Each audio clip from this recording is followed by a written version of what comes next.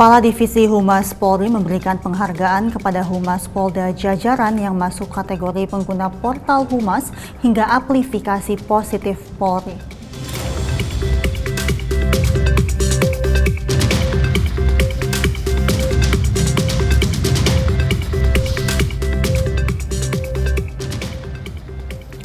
Satreskrim Polres Subang amankan 19 anggota Ormas yang melakukan pengerusakan fasilitas dan pengeroyokan anggota Ormas menjadi tersangka usai mengamuk di sekretariat Ormasnya.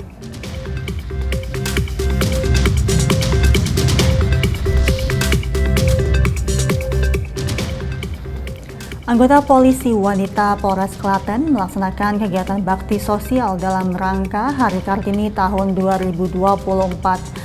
Aksi kemanusiaan tersebut melibatkan seluruh Polwan Polres Klaten dan dipimpin oleh Wakap Polres Klaten.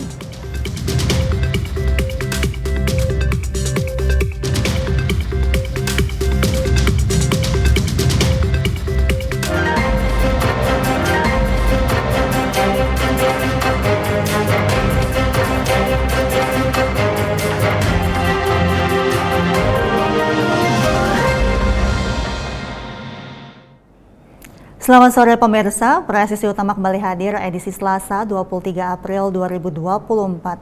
Selain 3 berita utama tadi, selama 1 jam ke depan kami juga telah menyiapkan sejumlah informasi terkini lainnya. Bersama saya, Menteri Tanzil, inilah Presisi Utama selengkapnya.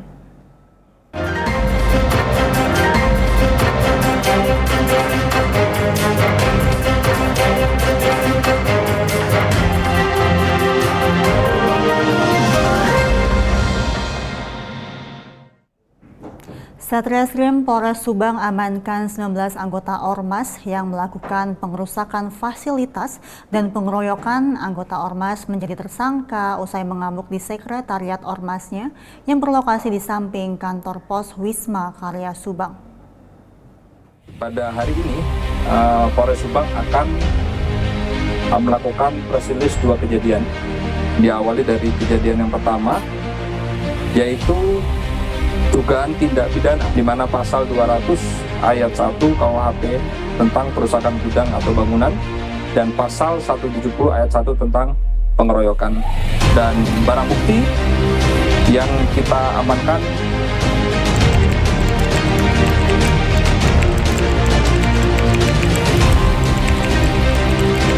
dan yaitu 19 orang yang telah kami tetapkan menjadi tersangka dan saat ini masih dalam proses pemeriksaan. Adapun terkait dengan perkara dugaan tindak pidana pencurian dengan pemberatan sebagaimana dimaksud dalam pasal 363 ayat 1 keempat kalimat KUH pidana. Adapun barang bukti yang kita amankan yaitu 1 buah STNK kendaraan sepeda motor Honda Beat warna silver, kemudian 1 buah kunci kontak kendaraan Honda Beat warna silver, 1 buah senjata api warna hitam, 3 buah butir peluru senjata api, kemudian 1 unit kendaraan sepeda motor Honda Vario yaitu sarana pelaku, kemudian 31 keping tanaman hasil curian. Adapun pidana sangkaan yaitu pasal pidana 31 tempat kelima KUH pidana dengan ancaman pidana penjara paling lama 7 tahun. Sementara itu, kasus pencurian dengan pemberatan di sebuah minimarket di Desa Sewaka, Pemalang berhasil terungkap oleh jajaran Satreskrim Polres Pemalang. Kasus tersebut melibatkan kawanan tersangka yang juga melakukan aksinya di minimarket daerah lain di Jawa Tengah dan Jawa Barat.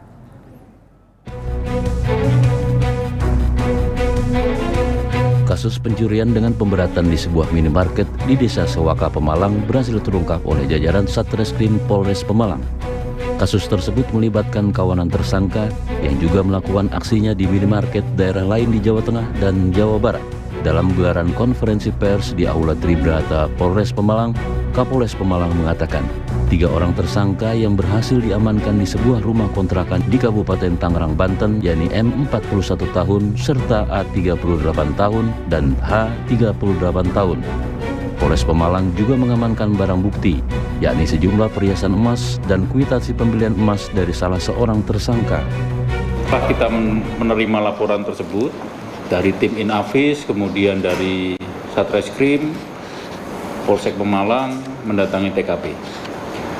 Dari hasil yang diperoleh dari olah TKP tersebut, kemudian kita periksa beberapa saksi, alhamdulillah ada titik terang, dan ternyata pelaku ini telah melakukan aksinya di beberapa daerah bersama dengan 4 orang teman lainnya telah melakukan tindak pidana pencurian dengan pemberatan di wilayah Grobogan, kemudian di wilayah Cirebon, dan kemudian dilakukan koordinasi intens sampai dapat diamankan.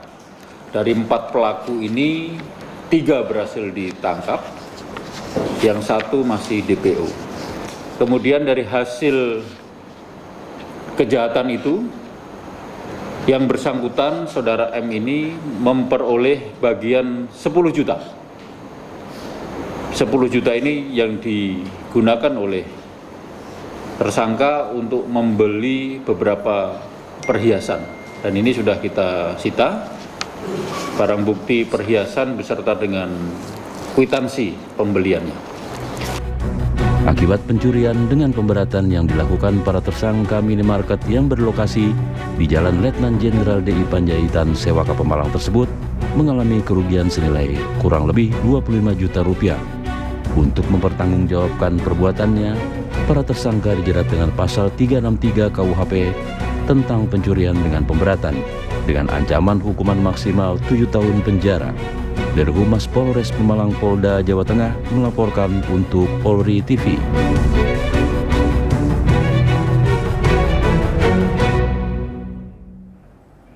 Beralih ke informasi lainnya, pemirsa, personel gabungan Satlantas Polres Pamekasan dan Polsek Galis melakukan penertiban pelanggaran knalpot tidak sesuai spesifikasi dan pelanggaran kasat mata dan potensial laka di Desa Pandan, Galis, Pamekasan.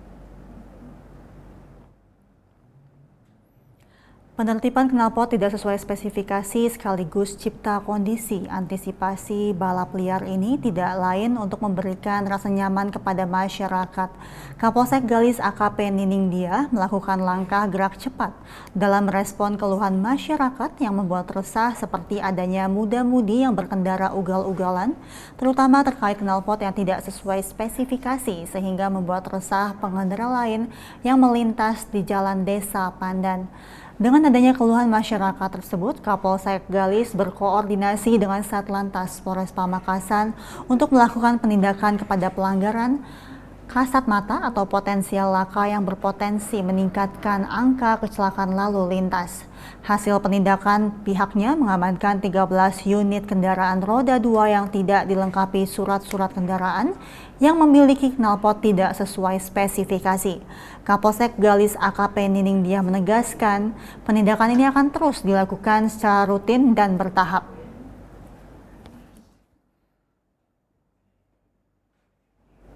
Sementara itu, pemirsa, bertempat di Posko Terpadu Apeng Salah dilaksanakan kegiatan sinergitas TNI Polri dalam operasi kemanusiaan pasca bencana erupsi Gunung Api Ruang Tagulandang.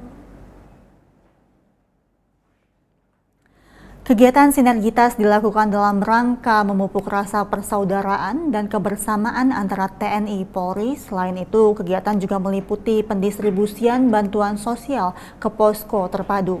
Pendistribusian bansos sebelumnya disalurkan ke Kepulauan Sitaro menggunakan 4 unit safe boat Ditpol Airut Polda Sulut yang dipimpin langsung oleh Wadir Pol Air Polda Sulut AKBP Denny Tompuno. Selain menggunakan safe boat milik Ditpol Airut, distribusi bantuan juga dilakukan dengan kapal motor Barcelona untuk kemudian dilanjutkan melalui jalur darat menggunakan truk.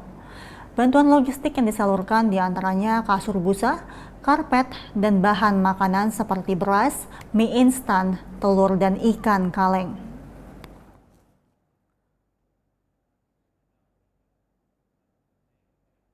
Pemirsa, kami akan segera kembali usai jeda berikut ini.